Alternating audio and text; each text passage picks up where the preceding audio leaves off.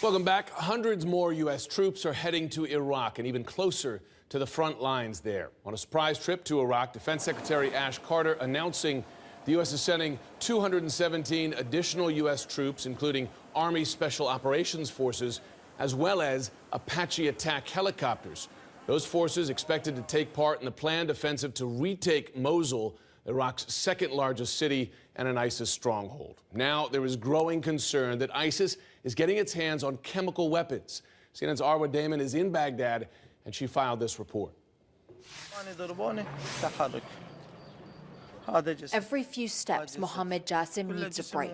His lungs can't take it. His body shakes.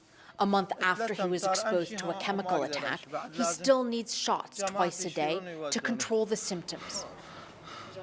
This man was also exposed.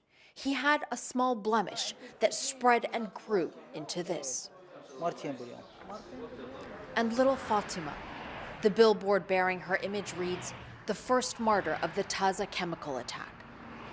Fatima had come into this clinic alive, Dr. Hussein Ali remembers. She was crying, but she was wounded, and the chemical was all over her body, like black grease.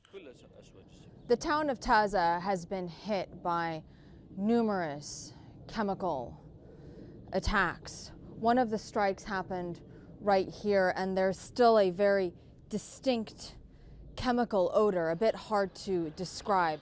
Hundreds were injured, describing trouble breathing, burning eyes, and blistering skin.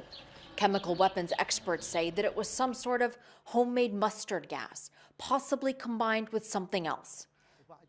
Because of security concerns, this man does not want his identity disclosed. His background is chemistry. Look at this book.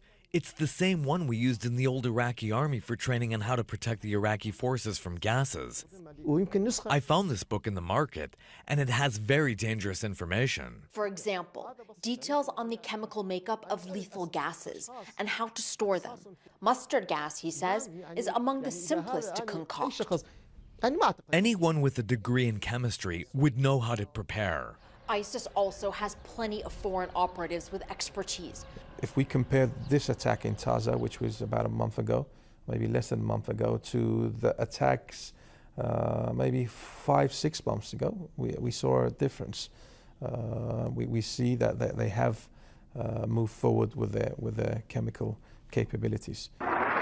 The U.S. has bombed Mosul University's high-tech chemistry lab, but the chemist says there are plenty of other facilities ISIS could potentially be using, and the advance of their capabilities poses a serious threat both here and beyond. And Jim, part of the concern is that the U.S. is unsure at this stage what kind of damage it may have done to that facility at Mosul University and to other facilities that they have struck in other parts of Iraq. And no one knows exactly to what lengths ISIS will go when it comes to trying to defend Mosul, Jim.